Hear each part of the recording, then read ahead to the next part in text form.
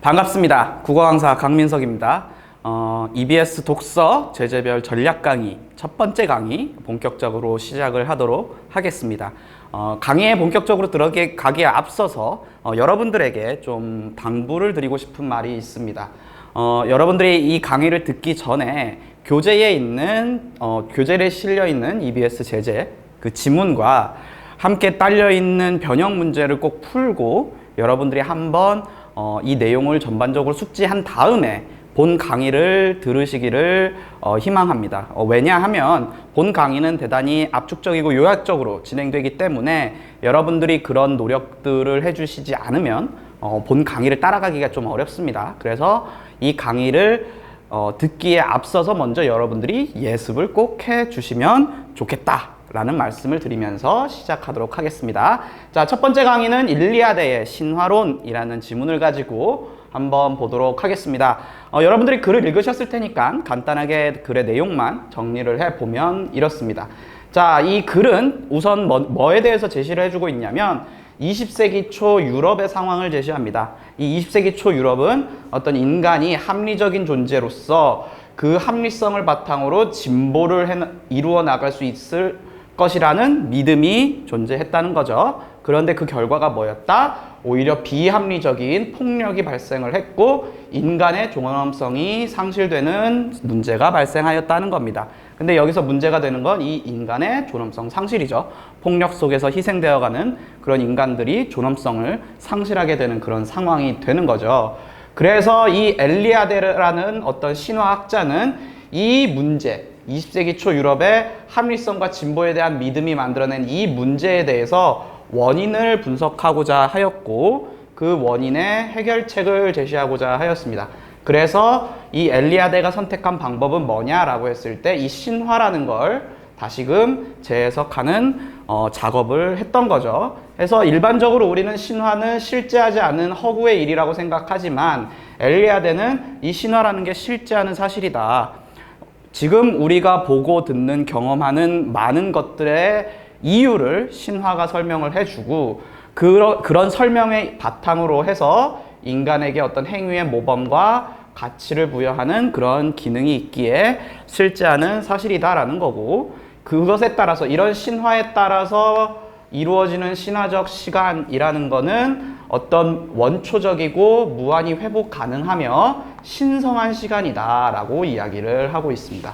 그래서 이거는 어떤 주기적인 재현, 주기적인이라는 거는 계속 반복된다는 소리죠. 그 반복적으로 이 신성한 시간, 신화적 시간을 다시금 만들어냄으로써 이 신화적 시간에 접근이 가능하다. 그래서 우리가 신성함을 되찾을 수 있다라고 이야기를 하는 거고 엘리아데는 그 자신의 어떤 신화 분석을 정리해서 성과 속이라는 개념을 제시를 해주는 거죠. 자, 그래서 성이라는 건 뭐냐라고 했을 때 어떤 인간이 경험하는 사물이나 어떤 인간이 하는 행위에 특별한 의미가 부여되는 거예요. 그 특별한 의미가 부여되는데 이게 어떤 신적 존재와 관련성 속에서 신성한 의미가 부여된다는 거죠. 그렇게 부여된 걸 성이라고 하고 이런 성이라는 걸 상실함으로써 이제 현대사회에 문제가 발생을 한 거죠. 그 문제가 뭐야? 요거겠죠? 그래서 이 성의 회복이 문제 해결의 해결책이다 라고 얘기하면서 이 20세기 초 유럽의 문제를 엘리아데가 나름대로 해결하는 방법을 신화를 바탕으로 찾아내고 있는 게 이 글 전체의 구도죠. 그러니까 이런 식으로 여러분들이 글 전체의 내용을 여러분들이 이해할 수 있는 방식으로 요약하고 정리하는 그런 훈련을 하는 건 사실은 독서 공부의 시작이자 마지막입니다. 그래서 이런 과정들을 여러분 스스로도 만드실 수가 있어야 돼요. 자, 이렇게 해서 핵심 요약을 한번 해보았습니다. 자, 그 다음으로 넘어가서 지문 독해의 필수 전략에 대해서 소개를 해드리겠습니다. 사실은 이 지문 독해 필수 전략은 이 강의의 포인트인데요. 여러분들이 아까도 말씀드렸다시피 이 전략이란 건 뭐다? 문제 해결의 방법이다. 문제 해결의 방법이기 때문에 이 문제 해결의 방법들을 여러분들이 각 지문마다 확인할 수 있는 것들을 알려드릴 거다라는 거죠. 그래서 첫 번째 문제 해결의 방법으로 제가 제시하는 건 첫 문단의 길이 있다라는 그런 전략이고요. 자, 두 번째 전략은 뭐냐면 어휘의 논리적 관계를 파악하자라는 겁니다. 자, 이 말이 여러분들이 당장 와닿지는 않죠. 제가 나름대로 비유적으로 쓴 거기 때문에. 그래서 이제 본격적으로 각 전략들이 어떤 내용인지 한번 살펴보도록 하겠습니다. 자, 먼저 넘어가 보면, 자, 첫 번째, 첫 문단의 길이 있다라는 전략인데요. 일반적으로 수능 출제를 위해서 이제 쓰여지는 글들은 일반적으로 이 첫 문단을 어떤 식으로 활용을 하냐면요. 길잡이의 역할을 하는 그런 문단으로 제시를 해요. 그래서 이 글이 앞으로 어떤 내용으로 전개가 될 것이고, 이 글을 읽기 위해서는 어떤 문제의식을 바탕으로 이 글을 읽어야 하는지, 그런 거에 대해서 길잡이 역할을 해주는 게 첫 문단이다라는 거예요. 그리고 그 길잡이 역할을 하는 첫 문단의 기능을 이 글에서도 확인을 할 수가 있다는 건데, 한번 직접 보면, 자, 첫 번째 문단입니다. 자, 첫 번째 문단은 종교학의 토대를 세운 엘리아데. 자, 지금 기본적인 이 글의 중심 화제를 제시해주고 있죠. 자, 이 글은 누구의 이론? 엘리아데의 이론을 설명을 해 줄 것이다 라는 건데, 이 엘리아데의 이론을 설명함과 동시에 무엇에 대해서 이야기하고 있냐면, 이 글은 20세기 초 유럽의 상황에 대해서 제시를 해주고 있어요. 24세기 초 유럽의 상황은 뭐였냐? 인간이 어떤 주체로서 합리적이고 민주적인 진보를 만들어낼 수 있다는 그런 믿음이 있었던 그런 시대였다라는 거죠. 자, 그런데 이 20세기 초 유럽에 있었던 이런 믿음들이라는 것들이 실제로는 어떤 결과를 낳았냐라고 보면, 실제 엘리아데가 목도하는 건 뭐였어? 전체주의와 1, 2차 세계대전과 같은 어떤 비극적인 사건들이었던 거죠. 그래서 이때 뭐가 이루어져? 비합리적인 폭력, 그것에 따른 인간의 존엄성 상실이었다. 즉 20세기 초 유럽의 어떤 문제들, 20세기 초 유럽이 지향하던 어떤 가치들이 발생시킨 문제들이 있었던 거고, 이런 문제에 대해서 엘리아데가 신으로부터 멀어진 인간 삶의 그 원인이 있다라고 보았던 거죠. 자, 이걸 정리하면 이 첫 번째 문단에서는 엘리아데의 이론을 설명을 하는데, 이 엘리아데가 어떤 문제를 주목하더라. 이게 문제가 무슨 문제? 20세기 초 유럽의 문제. 이 20세기 초 유럽의 문제는 무엇에서 기인한 거예요? 인간이 합리적이다. 합리성. 그리고 진보할 것이다 라는 어떤 믿음으로부터 비롯한 문제였다는 거죠. 그래서 이 엘리아데가 뭘 제시해? 어떤 해결책을 제시해야 되는데, 해결책을 제시하기 위해서는 뭐가 먼저 이루어져야 돼? 원인이 먼저가 제시가 돼야 되겠죠. 그러니까 이런 구도를 지금 어디서 봤어요? 맨 처음에 제가 글을 핵심 요약했던 그 부분에서 보았던 그 구도죠. 그 구도가 어디서 나온 거야? 첫 문단에서 나왔다고요. 그래서 여러분들이 첫 문단을 제대로 읽어야 글이 어떻게 전개될 것인지가 와닿는 거지. 그래서 이렇게 제가 첫 문단의 중요성을 강조를 한 거고요. 자, 그 다음 내용으로 한번 가보면, 자, 그래서 엘리아데가 뭘 얘기했냐면, 인간이 신으로부터 멀어졌기 때문에 그 타락이라는 게 발생했고, 인간이 삶에서 뭘 잃어버렸어? 신성이란 거. 요 색깔로 하죠. 신성이란 걸 잃어버렸다. 그렇기 때문에 인간이 뭘 상실해? 존재의 존엄함을 상실하게 되었다라는 거죠. 그래서 이 신성의 제거라는 것이 어떤 원인이 되는 거고, 존재의 존엄성이 상실하는 게 문제가 되는 거지.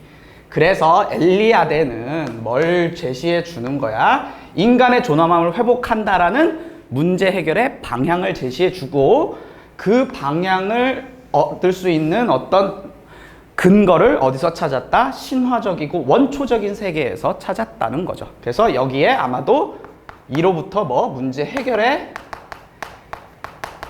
방안이 도출이 될 것이다 라는 걸 우리가 추론할 수가 있겠죠. 자, 그러면 이제 우리가 예측을 할 수가 있는 거예요. 그래 앞으로 이어질 내용을. 아마도 엘리아데는 이 신화적이고 원초적인 세계가 무엇인지 먼저 규명을 할 것이고, 그것으로부터 구체적으로 이 존엄함을 상실한 이 문제를 어떻게 해결할 것인가에 대한 어떤 방법들을 제시해 줄 수도 있고, 뭐 그렇게 제시가 되겠죠. 어쨌든 이어진 내용은 다 뭐 엘리아데의 문제의 원인 분석, 그리고 문제 해결의 방법, 이런 것들이 쭉 이어질 거다라는 걸 첫 문단에서 이미 알 수가 있다는 겁니다.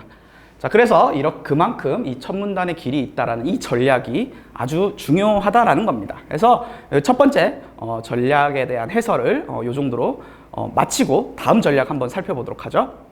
자, 두 번째 전략은 뭐냐라고 할 때 어휘의 논리 관계를 여러분들이 좀 파악하셔야 된다라는 겁니다. 자, 여러분들이 문법을 공부하는 학생들도 있고 공부하지 않는 학생들도 있지만, 이 어휘라는 게 어떤 단어들이잖아요. 그 단어들이 의미의 관계를 이루는데 어떤 관계들을 이루냐면 보통 동의 관계 혹은 유의 관계, 즉 의미가 같거나 아니면 비슷한 그런 관계를 이루는 단어들이 있죠. 그런 관계가 있는가 하면 의미가 반대되는 반의 관계를 이루는 단어들도 있습니다. 그쵸? 여러분들 춥다 덥다 이런 건 반의 관계고, 뭐 춥다 쌀쌀하다 이런 건 유의 관계죠. 물론 유의 관계를 이루는 단어들은 같은 의미를 지닌 건 아니에요. 그래도 이 독서를 읽어 나가면서는 그 의미가 유사한 것들을 바탕으로 어떤 나름의 구분이 가능한 그런 상황들이 만들어지는데, 특히 이게 어휘를 중심으로 이루어진다라는 거예요. 한번 직접 읽어볼게요, 제가. 자, 두 번째 문단의 내용입니다. 한번 보시면 엘리아데는 이성적 사고를 중시했대요. 자, 엘리아데는 이성적 사고를 중시한 누구? 그리스 철학자들이. 그들이 뭐 합리성과 역사에 대립되는 의미로 뭐를 해석해? 신화를 해석했어. 그 신화를 해석했는데 그것에 대해서 뭐라고? 반대를 한 거죠. 사실은 신화를 합리성과 역사에 대립하는 의미로 해석하는 걸 반대했다는 거죠. 그러면서 실제할 수 없는 것이라고 이야기를 했다는 겁니다. 자, 여기서 이성적 사고라는 어휘가 나왔고요. 합리성이라는 어휘가 나왔어요. 두 개는 모양은 서로 다르지만 얘네들은 어때? 의미가 서로 비슷한 애들이야. 이렇게 묶이는 애들일 거라고. 그쵸?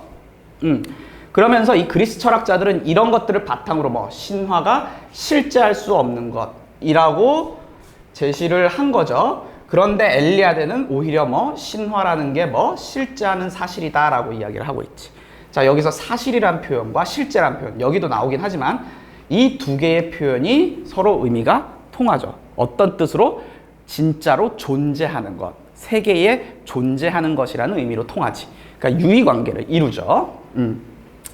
자, 그렇게 되고, 그러면 이 신화라는 개념을 가지고 보면 그리스 철학자들의 입장에서 신화는 사실과는 어떤 관계?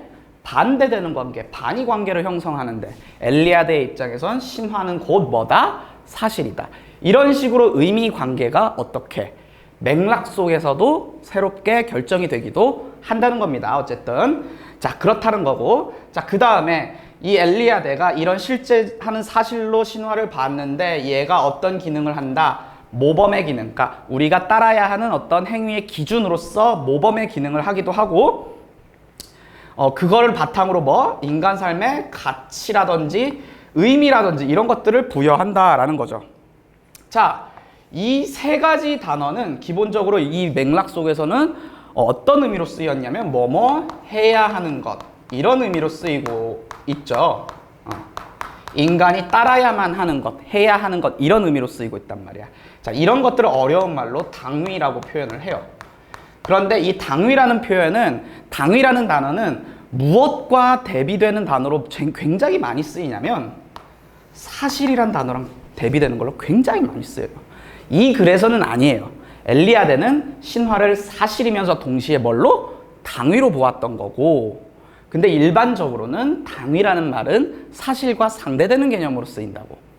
그래서 이것들은 가치, 의미, 모범 같은 건 원래 있는 게 아니에요. 예를 들면 민주주의 사회에 여러분들이 살고 있죠? 하지만 여러분들은 민주주의라는 걸 볼 수는 없어. 민주주의는 실제하는 게 아니에요.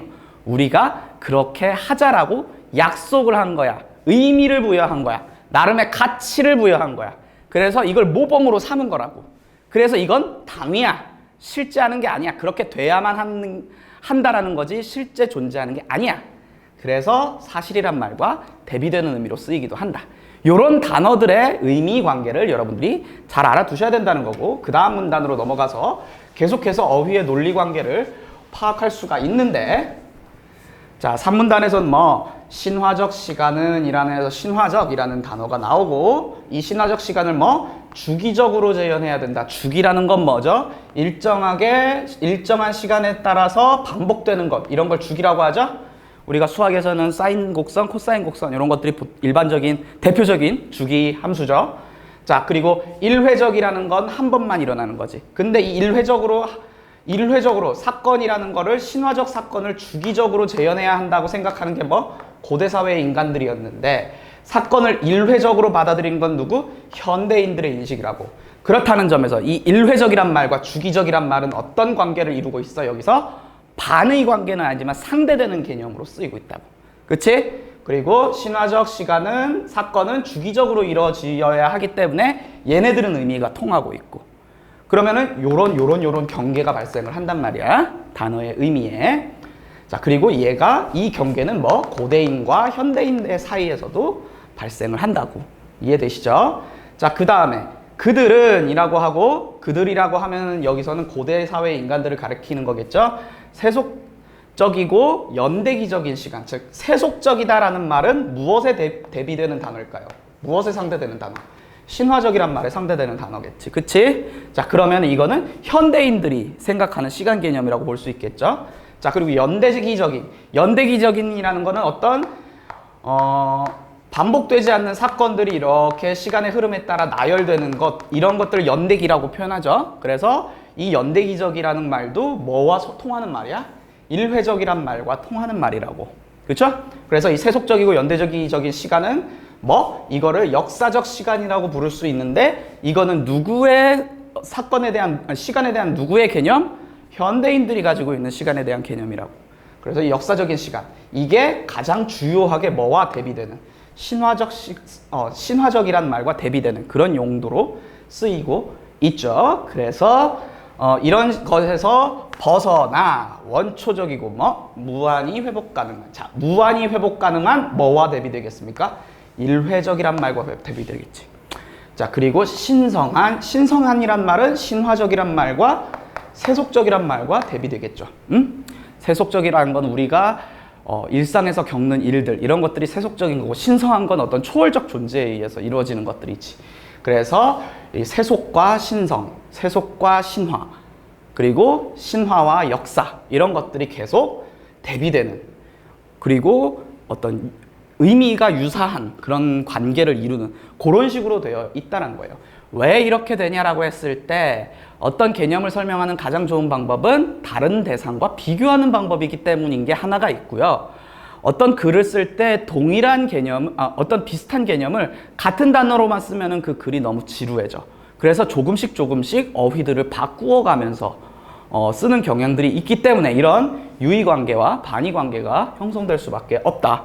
그리고 이게 글 전체의 흐름을 읽어내는데 도움이 된다. 어떤 식으로? 고대 인간과 현대인의 차이를 밝히는 식으로. 그래서 이런 어휘들 정도는 여러분들이 아셔야 된다라는 거예요. 그래서 항상 독서 공부를 할 때 그 지문에 나온 단어들 중에 모르는 게 있어서는 안 돼요. 항상 꼭 찾아보면서 여러분들이 공부는 하셔야 된다는 거예요. 그래서 어휘를 몰라서 틀리는 경우는 없게끔 해야 여러분들의 좋은 성적을 기대할 수가 있다는 겁니다. 자, 두 번째 전략에 대한 해설은 여기서 일단 마치도록 할게요. 자, 이번에는 변형 문제를 한번 풀어보도록 하겠습니다. 여러분들이 연습하실 수 있게 변형 문제를 실어놨으니까 꼭 한번 다 풀어보시고 오시도록 하십시오. 자, 저희가 함께 살펴볼 문제는 세 번째 문제입니다. 보기가 실려있는 문제죠. 그래서 윗글을 참고하여 보기를 이해한 것으로 적절하지 않은 것은 이라고 되어 있는데, 자, 보기의 내용을 보면 엘리아데가 뭐를 제시했다? 성과 속이라는 이분법적인 관점을 제시했는데, 그 관점에 따르면 현대인들은 그런 관점에서 봤을 때 현대인들은 고대인과 비슷한 시간적 이질성을 체험한다는 것이다. 이 말이 조금 어렵죠? 자, 이질성이라는 단어는 서로 다르게 느껴지는 성질, 이런 뜻이에요. 이질성이라는 단어는. 그래서 고대인들이 어떤 신화적 시간과 역사적 시간의 어떤 이질성을 느꼈듯이, 시간을 두 개로 나누어서 느꼈듯이 현대인들도 그런 두 개로 갈라진 시간을 느낀다라고 이야기를 하고 있는 거지, 보기에서는. 그래서 뭐라고 얘기하고 있냐면, 현대인들에게 어떤 시간? 노동과 같이 단조로운 속의 시간이 있는가 하면 오락이나 위안을 위한 어떤 성의 시간도 존재한다라는 거죠. 성의 시간, 제2의 시간도 존재를 한다라는 거지. 자, 그렇다고 할 때 그런 경우에 이제 현대인들은 어떤 일하거나 피로감을 느낄 때 체험하는 것과는 다른 시간 리듬을 체험한다라고 이야기를 하는 거지. 사실은 엘리아데는 20세기 초 유럽, 사실은 이게 현대사회 일반에 해당하는 그런 것들이죠. 그래서 현대사회 일반에서 겪는 문제가 사실은 성이라는 것들을 잃어버렸기 때문에, 신성함을 잃어버렸기 때문에 문제가 발생한다라고 엘리아데는 생각했는데, 이 엘리아데의 입장에 따르더라도 현대인도 여전히 고대인과 마찬가지로 성의 시간과 속의 시간을 경험하더라. 어떤 방식으로? 노동의 방식과 오락의 방식으로, 이런 식으로 서로 다른 시간을 경험한다는 게 이 보기의 내용인데, 이 내용을 바탕으로 선지를 한번 판단을 해보면, 자, 첫 번째, 보기는 위안이나 오락이나 위안이 없는 노동만으로는 현대인의 삶에서 존엄함을 회복할 수는 없다고 봤겠군이라고 되어 있는데, 자, 보기는 일단은 엘리아데의 입장과 유사한 거예요. 그 엘리아데의 입장을 어디에 적용한 거야? 현대인들한테 적용한 거야. 그래서 그 보기의 내용에 따르면 일단 이 노동은 무슨 시간? 속에 해당하는 시간이지. 근데 이 속에 해당하는 시간은 존엄함을 회복하는 것과는 상관이 없죠. 속만 존재하기 때문에 인간의 존엄성이 상실하는 거잖아. 성을 잃어버렸기 때문에. 그래서 이거는 성을 담보하기 위한, 성으로서 이루어질 수 있는 거기 때문에 이 속만으로는 성을 담보할 수 없다라고 볼 수 있는 거니까 이거는 맞는 선지고요. 자, 두 번째, 보기는 오락이나 위안이 미래의 발전을 거부하는 것이 아니라, 자, 주어가 뭐였어? 오락이나 위안이 뭐라고? 발전을 거부하는 것이 아니라 가치와 의미를 부여하는 것이라고 보았겠군. 자, 어떤 대상이 있어. 그 어떤 대상에 초월적인 의미를 부여해. 초월적 가치를 부여해. 그럼 그 대상이 뭐가 되는 거야? 성이 되는 거지.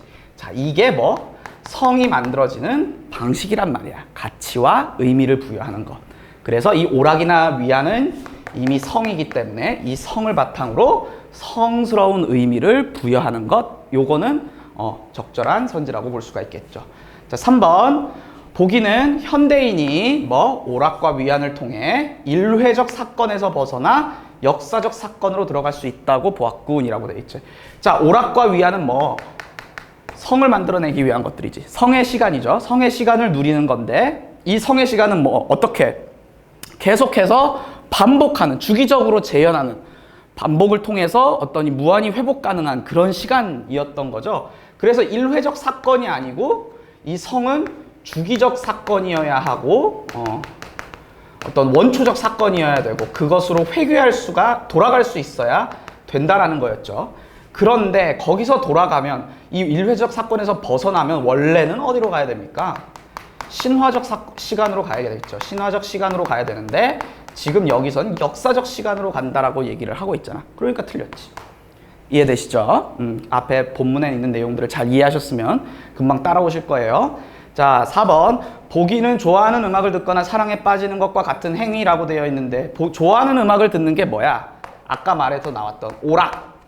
사랑에 빠지는 게 어떤 인간의 정서에 영향을 미치는 위안, 이런 것들이었잖아. 그래서 오락과 위안은 다 뭐에 해당하는 거였어? 성에 해당하는 거였지.